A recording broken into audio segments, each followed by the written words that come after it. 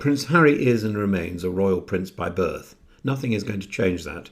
That title, like his bloodline, cannot be erased by committee, nor by comment thread. The only way it can be erased, the only way he can cease to be a prince, is by abdicating that responsibility. And even then, I'm not sure that he could quite remove his title. He has that by virtue of birth.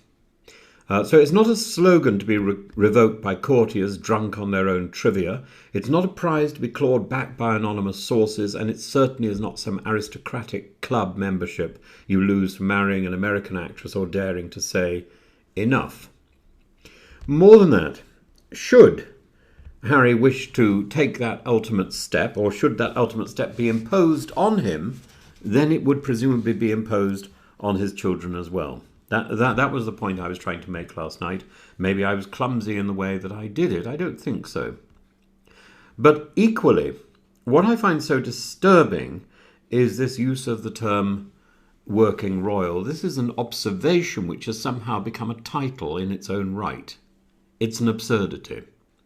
Somebody who is royal, if you go back, somebody who is royal, somebody who is aristocratic does not need to work. So a royal chooses to work for the greater good of the country. They don't need to. And it's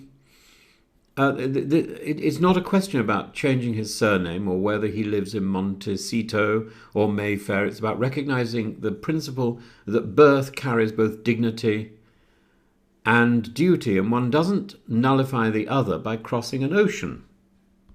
More than that, Harry has made it very clear that he was very happy to continue some of his royal duties, but was told that he couldn't be in some sort of halfway house. That expression was given to the Queen. I don't believe it was the Queen's.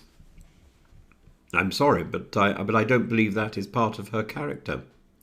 And I do believe that this is very much the character of courtiers who have abdicate, not for his sake, nor for Diana's memory, nor for the idea that monarchy can modernize without mutilating itself, but because if the answer to diversity and difference is in exile, then the institution has already itself abdicated its future.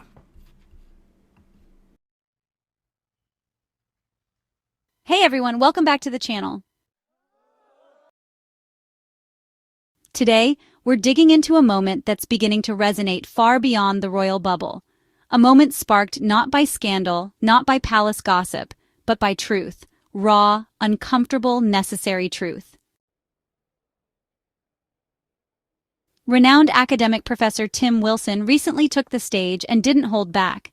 His speech wasn't just bold, it was a call to conscience. And the subject? Prince Harry. But not the tabloid version. Not the one spun by media machines and palace PR. This was about the real man behind the headlines, the man born into royalty and driven out of it. So let's talk about that. About what happens when an institution rooted in secrecy meets a man who chooses transparency. About what it means when the price of honesty is exile, and why that moment and this message should matter to every single one of us. So, Wilson started by reminding us of a fundamental truth that's honestly been twisted in public discourse. Prince Harry never abdicated. I mean, how could he? He was never king. He never wore the crown. There was nothing to abdicate from. What he did do, though, was step back from a role, one that was becoming, increasingly incompatible with who he was and what he actually stood for. But Wilson argued that Harry didn't simply walk away. He was pushed by a system more obsessed with silence than sincerity, more comfortable with ritual than reality.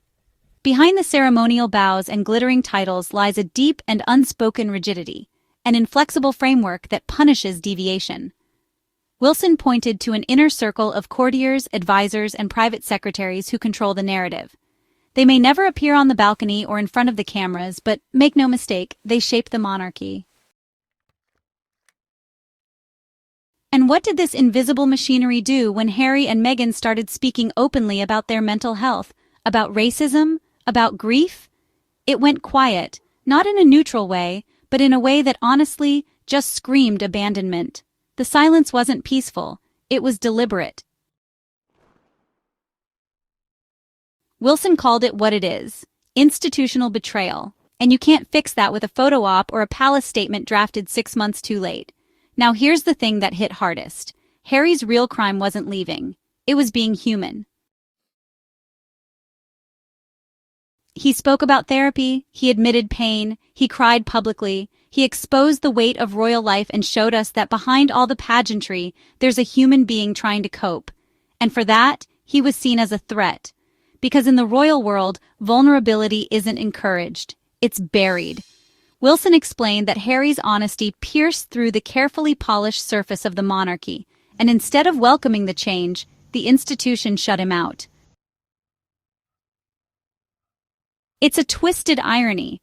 The one person in the royal family who tried to use his platform to talk about mental health veterans and healing, he's the one who got iced out. What does that say about the monarchy? Wilson was unflinching.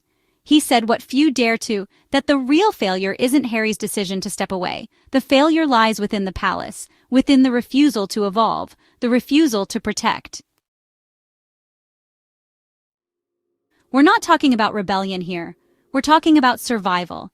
Harry, according to Wilson, didn't reject his family. He rejected a machine that couldn't handle authenticity, a machine that's allergic to emotional truth. And that rejection was spun into betrayal by the very forces that helped drive him away.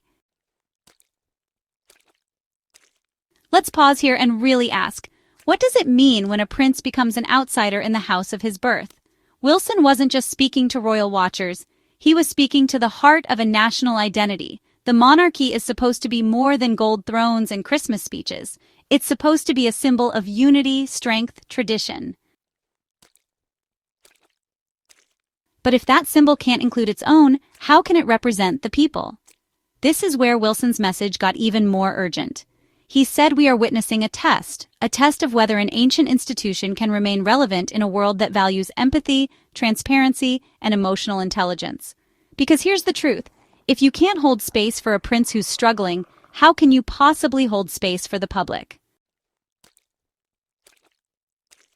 Wilson challenged the very soul of the monarchy. Not just who wears the crown, but what the crown stands for. And while critics rushed in with the usual outrage, calling Harry ungrateful, selfish, even disloyal, Wilson had a powerful reply. It's not disloyal to survive. It's not betrayal to tell the truth. It's not weakness to need help. He flipped the entire argument. He said Harry wasn't disloyal. He was desperate. He wasn't abandoning duty. He was preserving his sanity. That's not treason. That's bravery. Now, some might ask, why should any of us care? Isn't this just another royal family squabble? Wilson would say no. This is about how we treat those who challenge tradition. This is about what we value more, appearances or authenticity, status or sincerity. When someone within a powerful institution dares to speak up, do we listen or do we exile them? That's what makes this bigger than just Harry. It's about all the invisible systems, whether royal, corporate, or cultural, that punish people for stepping out of line, for speaking their truth, for showing emotion, for being real. Wilson wasn't just defending a prince. He was defending the right to be human in a world that too often demands performance. By the end of his speech, he asked a question that hung in the air like a challenge. Prince Harry is still royal by birth. But does the monarchy still deserve him?